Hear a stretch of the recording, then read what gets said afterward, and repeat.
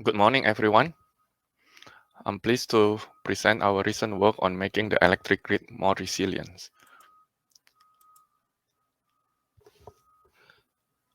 How do I? All right. So our this work is supported by the Energy Institute under the FSET initiative. Our team consists of 5 faculty members from 4 different departments. Professor Erhan Kutanoglu, John Hassenbein from Operation Research, Song Liang Yang from Geological Sciences, Kerry King from the Energy Institute, and myself from Electrical and Computer Engineering. We have 6 graduate students. They are Brent Osgan, Asutosh Sukla, Wenying Wu, Sabiha Tobasum, Kerry King, Joshua Yip, Laisa Uto. They are all PhD students. Now, our ultimate goal in this work is to develop an integrated planning tool to prepare and defend the power grid before an extreme weather event strikes. In this case, we focus on hurricanes. To respond during the event, recover from the impact, and reach a new steady state operating conditions. Therefore, to achieve this goal, we develop a grid resilience planning model. And this model consists of 3 separate models: flood projection model, power grid model, and optimization model. We can deploy our approach in 3 time planning horizon. Um, that is the short-term, mid-term, and long-term planning. For mid-term and long-term planning horizon, they involve months to years ahead and can include multiple hurricane seasons and include climate change projections. In this talk, I'm going to focus on the short-term grid resilience planning, where the planning and response operation are done in a matter of days. For example, on the graph on the right side, you see that a hurricane is forming, and that Hurricane Harvey was named on August 17, and it made landfall on August 25th. Therefore, you only have about a few days to do the planning. This is where we implement, this is where our approach is going to be most useful.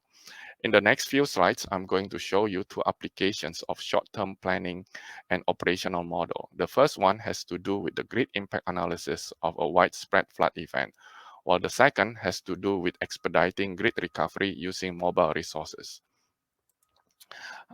This slide shows the big picture of our approach. As you can see in this dotted line, this is our grid resilience planning and operational approach. Again, it consists of hydrological models, grid models, and optimizations. The input to this planning tool is real-time weather forecast. This is hurricane real-time weather forecast. So as the hurricane is approaching uh, the coast and made landfall, we can using the National Weather Service, we can predict we can obtain informations of the strength of the hurricane, where it's going to make landfall, and the precipitation level. And using those information, those hurricane attributes, it will be passed on to this hydrological model, which consists of hydrology and NOAA MP plus stream flow model. And the output of these stream flow models are flood projection. And this flood projection is the one that we are going to pass to grid models right here. And the flood projection model will tell us about the likely locations of flooding, the uh, duration of flood, and the rate of flooding over time, and time to receipts. All of these are going to be useful when we do our impact analysis. And in fact, our first example that I'm going to show have to do with using the input from hydrological model, and we will use them to perform our grid impact analysis. And then on the second example, we are coupling it with optimization model to come up with preparedness decisions, um, such as where to stage the recovery crew and the resources. And that becomes our second example. Now, onto the first example right here. This is on grid impact of flooding. So recall what I said, that the input to our grid models are the flood projection model, and and and then we have this ERCOT grid that we use. We use synthetic ERCOT grid, which is represented by active G 2000. That grid is realistic grid that contains transmission line, transmission and distribution substation, generators, and loads. And we map the synthetic grid to real-world location using this homeland infrastructure foundation level data. Um, and the electric grid model that we have are the three-phase load flow model.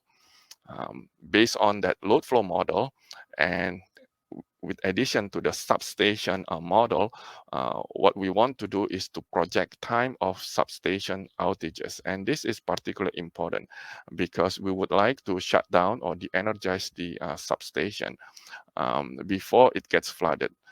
Otherwise, if a substation gets flooded, it's going to have short circuit. And then that is going to be very damaging, and more than that, it's going to be very dangerous to human life. Additionally, with this model, we can project megawatt of generation loss and load loss. And not only to project the megawatt and generation loss, but we can actually project the time of loss as well. And likewise, we can project the number of equipment loss, which most importantly are the substation and transmission lines. Now, um, uh, we run multiple scenarios, and in this particular one here, we show a 10-day horizons. And again, the input to our models is the flood projections. Now, the flood projection is usually updated probably days ahead or several hours ahead. So depending on the accuracy of the flood projections, we can project the time of load loss or generation loss. Based on this run that we have here, you can see that the most generation and load loss happens by the end of August 27th. So there's a big jump in here. And this is done in daily resolution. We can also do this on an hourly resolution, depending again on the flood projections. You can see that we can predict that for this blue line here, this is a gigawatt of generation loss. For the first 4 hours, there were no much generation loss. But then by the end of the 5th hour, we see that you have generation loss amounting to 3 gigawatt, which is rather substantial. So with this knowledge of generation loss, a utility that are affected can do a better planning as to when to start sending out the recovery crew. And we can see also that the load loss in here is progressing because the load gets flooded from hour 1 to hour 2 and so on. Whereas the generation facility is not as much flooded in here, but then it gets flooded by the end of hour 4 right here. Now, we can also do a projection of substation loss and line loss as to when the substation is going to be lost. For example, in here, if we have an 18-hour of flood projections, if the projection is made on hour 1, we can have a projection all the way up to hour 18. So we know that by hour 8 in here, we have approximately about 20, 25, 30 substation are going to be lost. And we also know where these substation are going to be and the amount of buses that are going to be lost as well. And same thing in here has to do with transmission line, how many transmission line are going to be lost and when they are going to be lost. So this tool are very useful to evaluate the impact of the of widespread event. Now, moving on to the second example right here. This is an example where we have the flood projection. We already performed grid impact analysis, and now we are coupling it with optimization approach, optimization models. And here the assumption is that flood has has happened. We have substation flooded, and substation are already out of service. However, some transmission lines are still intact because they are not damaged. They just cannot operate because they are not connected to the substation anymore. So what to do? All right. Um, so what we want to do here is to demonstrate the application of mobile resources to aid or to expedite the recovery. So what we want to do here is to deploy our mobile resources to restore some functions of the substation, either fully or partial. Or even if possible, we would like to bypass the flooded substation. So we can stage the mobile resources just outside the substation, maybe some distance away that is safe, and then we bypass the substation. And then that flooded substation can be repaired by pumping the water out, and then repair could happen. Now, our mobile resources that we consider are two kinds. One is transformer mobile resource, and the other one is circuit breaker mobile resource. Um, Now, the way that we test our approach in here is that we use an IEEE 24 bus test system. This test system, although quite small, but it's informative and really help us to understand the whole process. We have total load of 2,850 megawatt with 3,000 megawatt of generations. And this is the one line diagram of the system. Now we say that the utility here has resources of 5 mobile transformer and 10 mobile breaker. And the 10 mobile substation here is made up of generator step-up transformer. The purpose is to hook up transformer to generation units. So we have 25 kV to 138 kV, 25 to 230 kV transformers. And then we also have step-down distribution substation transformer as well. And then we have branch transformer connecting from 230 kV to 138 kV.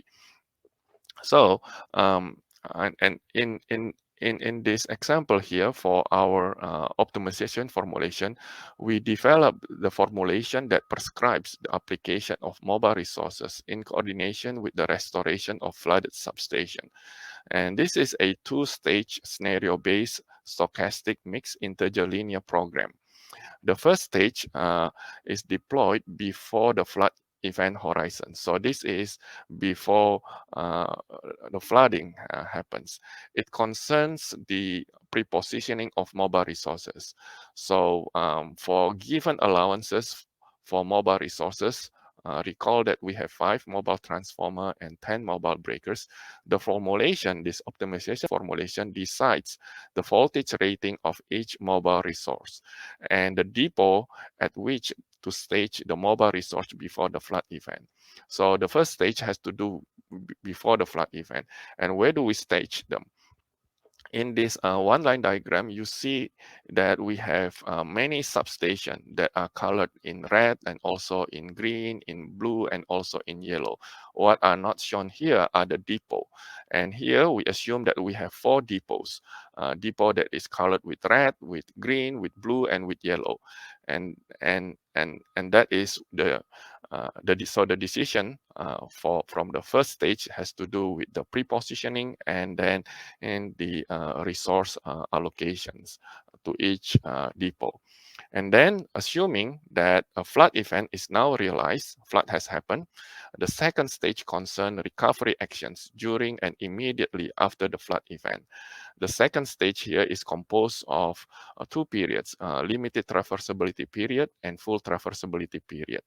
For the limited traversability period, this reflects the early days of the flood event, where roads may be flooded and obstructed by debris. Therefore, during this limited traversability, mobile resources can travel only from the depot, from the red depot to the green, from red depot to the red depot. from red depot to the red substation like that. It cannot cross to the other substation. That is during the limited traversability, because we assume that roads are not entirely passable. But then we can deploy them to the intended substation. And then we enter the full traversability. This is the period where the flood has receded to below the threshold of the substation, and that is safe, where we can now perform the recovery actions. So that is the full traversability period. Now, um, now, we run many flood event scenarios to test our formulation and to demonstrate its robustness. And this is just one of the many scenarios that we run. So this is the flood scenario. Scenario 1 for day 1, this is when the hurricane just made landfall. And then by day 4 here, we already see that there are these many substations that are flooded, that you can see colored in purple. Substations in purple are flooded and they are not accessible. And all of this substation has already de-energized. And then going on to day 6, this is where the substations are flooded, but they have receded to a certain level that allow mobile resources to reach this substation, and they are already deployed, and some progress has been made, as you can see in this progress circle right there. And by day 9, some of the mobile resources has been hooked up, and then they are helping with the recovery or the restoration. The next one in here sees the horizon of that 18-day recovery horizons. The first one that you notice in here is that prepared resources. So during the stage 1 here, our formulation determines that you only need to have 2 depots instead of 4 depots. Only 2 depots that are need to be to receive resources. Therefore, the red depot here have 5 138 kV breakers and 5 distribution transformers. And then the blue depot has 230 kV breakers. So that is the decision coming out from stage 1 optimization.